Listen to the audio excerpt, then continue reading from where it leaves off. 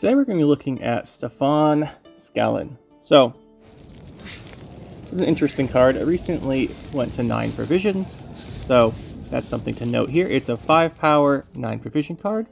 He has the ability Order Range, spawn and play a copy of the last tactic card you played this round, and give it Doomed, Human Agent. So, the first thing here is, actually Stefan used to be played quite a bit. So you used to see Stefan a while ago, and you'd replay tactics. Most commonly, this would be something like Bribery you'd replay. Sometimes people would make a Garrison deck. Garrison is a tactic, and that you don't see anymore for sure. And it boosts, I think it's a 9 now. It boosts by 10. So sometimes people would do double Garrison with Stefan. But really, you don't see Stefan anymore. And I think part of that has to come down to what he works well with. So, obviously the Order Ranged, I believe he got ranged the same time Damien got melee. So you couldn't defend both of them in the same row. That was a nerf to the deck, because they'd usually do that. And then you had to put them in different rows, so you couldn't defend both of them. So that's when he got the Order Ranged, I believe. And since then, he was a 10 version card, now he's a 9. The thing with Stefan is he has 2 obvious synergies, right? So the first one is with tactic decks. So something like Enslave, you have a bunch of tactic cards that you're playing anyway, and you use him to replay one and get some value like that. The other deck he works well with would be Assimilate. He's creating a card, well, he's spawning it, then playing it. So he's making a card for your Assimilate that wasn't in your starting deck and triggering all of your Assimilate. We're going to talk about each of those right now, and we'll start off with the Assimilate comparison. And I think the best way to do it is to look at Lydia. They're both 5 provision, or they're both 9 provision cards with 5 power. They both play a card, a special card actually.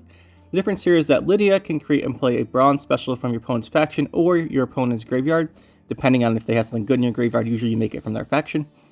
So this triggers the Assimilate because it makes a card. It's the same value in provisions as the Stefan, and it triggers all of your Assimilates. The difference is hers is a deploy, not an order. So you're guaranteed to get this to go off. It's not as high value as Stefan's ability, because you can make gold cards with his. But it just triggers all the Assimilates. So if you want to trigger Assimilates, you run Lydia, because you know that this deploy is going to go off. When it goes off, you trigger all those Assimilates, you get cards. Stefan, on the other hand, you have to have his order go off. And at 5 power, that's very difficult to happen most of the time. He's a high priority target for the opponent to deal with. So if you're going to do that, try and use him, you pretty much have to put him behind the defender, otherwise he's going to get locked or killed. He's a very high value card to target, and he doesn't really work super well in Assimilate, even though it might look like he does, because they usually don't run too many cards. Sometimes they run Defender. The Defender does create the 4 provision card, so it creates that as a tactic, which you could duplicate, but it's not really a good target. And sometimes they play the Defender because it creates a card, triggers the Assimilates that way, but usually not. So Stefan really needs that Defender, and the problem is, at least in my opinion, is that he's not really worth it. Creating a tactic has gone down in value over time, right? Because cards have gotten stronger, and we look at the tactics in the game. I think this will be a pretty noteworthy thing to point out here, is you have Coup. Coup is an interesting one. Making and playing an extra coup is pretty cool, but usually you don't see that. It is pretty neat, though. If you make an extra coup, you can get some real value out of it, but you have to be kind of, you have to run Stefan. And then if you're going to rely on this, you definitely have to Defender the Stefan if you want to do this. I might try it, but it's something you can do. But other than this, the tactics are sort of not that high value, right? You have Catervine, which you can also do something funny with Catervine if you have Stefan out, where you have the double poison destroy and create 2 copies of something. That's pretty, like, these are all fun combos, right? But they're not necessarily meta changing or very consistent or strong. So that's kind of where Stefan's issue is that even if he has good value, these aren't, like, you'd have to basically make your deck based around doing this, and then that's kind of hard to do. Well, it's not necessarily as good. Bribery, by the way, is probably the best target for Stefan currently. If you're not going to try and make a deck based on Coup or Catervine with this, Bribery is the most consistent one. You've seen a lot of decks. You make the Bribery. Playing another Bribery is usually really good, especially if you're actually running Stefan in Assimilate. If you are, then you can create the Bribery. This creates a card. That's the Bribery. The Bribery creates a card that does something. It's a lot like Lydia playing a Experimental Remedy or something to get, or Imperial Diplomacy if you're going up against Nilfgaard, and getting a second card. It's really strong for the double assimilate procs. You can do that here. But other than that, like the tactics generally are not super great to be duplicating, right? Because he's a 5 for 9, so you really want at least, well, for this to be good and for the effort of having the order, you probably want at least 7 or 8 points off the tactic he makes. And most of them don't always give you that, right? We will shout out quickly here. This is all the bronze ones here. These are usually probably not great targets. There are a couple neutral tactics. So we mentioned the Garrison already. Double Decrease, pretty good for consistency, but you might thin your deck too much if you're Nilfgaard, because you do have those Mage Assassins and such. Be a little careful with that one. The other one to mention here is Surrender. Double Surrender is actually pretty strong if there's stuff like Dwarves running around and a lot of row-based decks. So that's pretty cool, and you can go double Glorious Hunt, although most people don't run Glorious Hunt because it's kind of awkward to use. But there are a couple options here, but pretty much Stefan doesn't have great targets other than a couple we mentioned already, like Bribery and Coup are the best, and the ones that you might most often see anyway. And you basically want him with the Fifion. So as far as playing him in Assimilate, I think, well, there's definitely better options, especially Lydia. It's not really a fair comparison. The only thing you'd really want to do with him is maybe make the Bribery or the Coup. In Assimilate, double Coup is pretty good. But he does have a couple of advantages now when we're talking about him, though. And that is he makes the copy of the last tactic card you played this round. So he doesn't have to be on the field when you play the tactic. For the Katarvine, you'd want him to be, so you could do the 2 in a row to poison. But if you just play Coup at some point, or Bribery at some point, and later on you're like, well, I'm going to play Stefan now. You can, and he can make that card.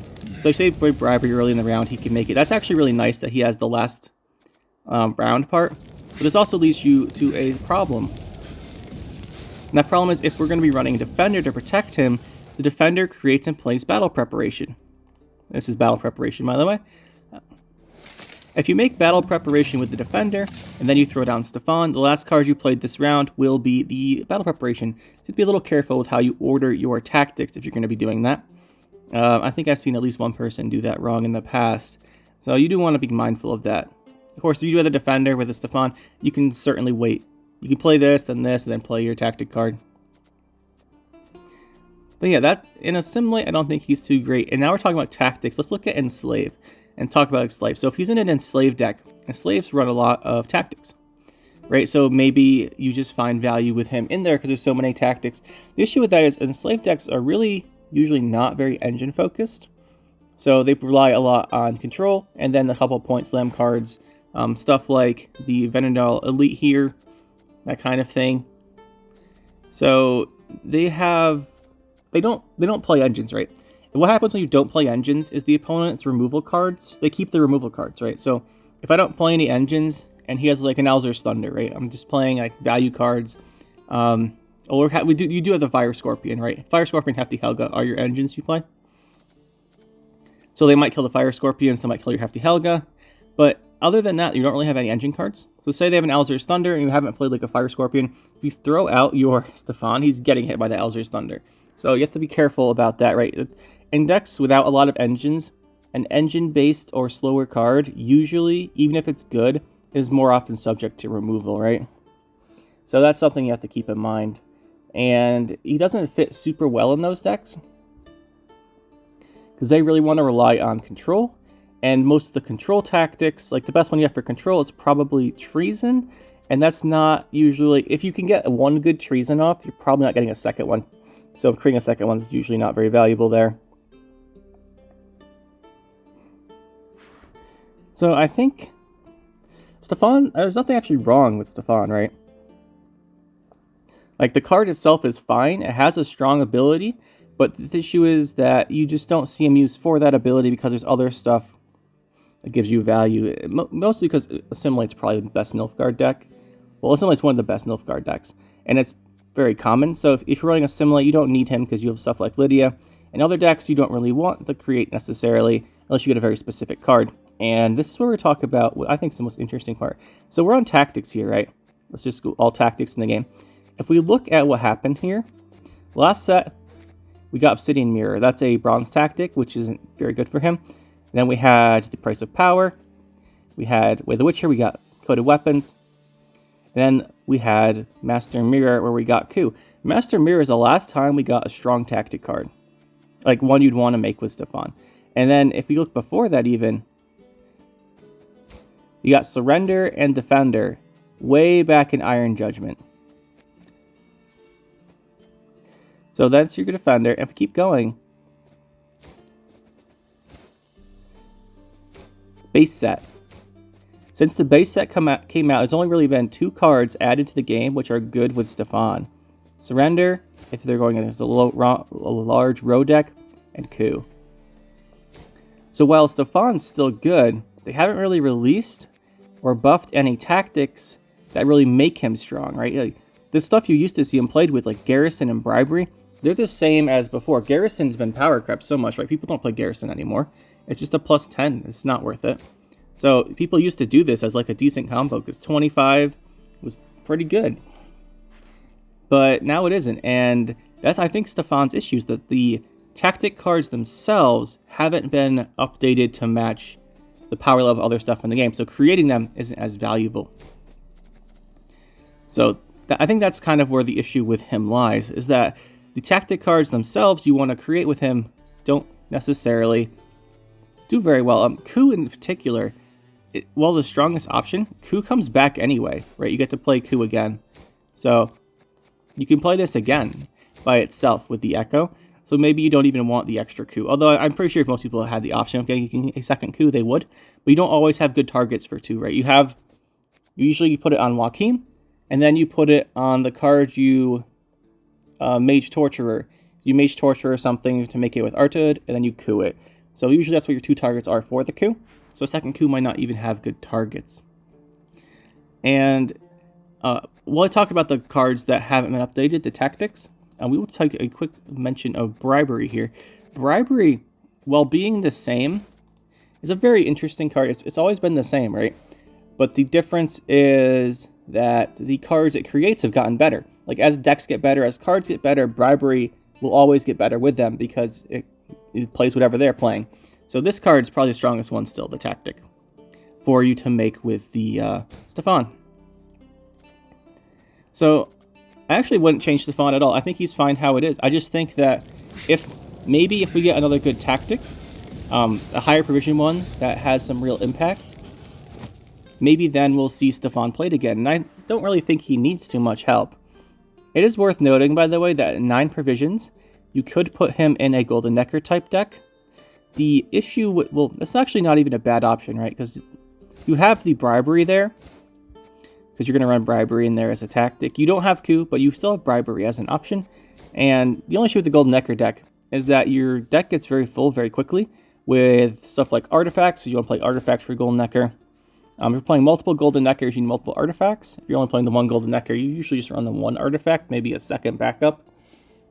So he could go in there, but the thing is those decks don't usually run tactics. Last one to point out then might be the Hyper Thin. If you're doing a Hyper Thin type deck, it's kind of awkward to use the Golden Necker in there because you want to make sure you don't play certain cards from your deck. But you can stack the bottom with Doadric, stuff like that, and maybe that will work out. It's kind of hard, but if you did put him in a Hyper Thin type deck, you could potentially get power out of him. It's just hard to say, right? Because at 5 power, he's very easy to remove, and he'll usually be a focus of removal because his ability is very strong. But all that being said, I do like Stefan. I think he is a fine card how he is. I just wish we got a tactic card lately that would be good to play with him. So maybe then we could get some value out of the Stefan. Anyway, guys, that's what I think about him. Any other cards you guys want to see? What do you think about Stefan? Did you give him a buff? Let me know. That'll be it for this one, guys. Hope you enjoyed. We'll see you next time. Make sure to hit that like button and subscribe to the channel for more. And you can check out some more videos over here. And thanks for watching.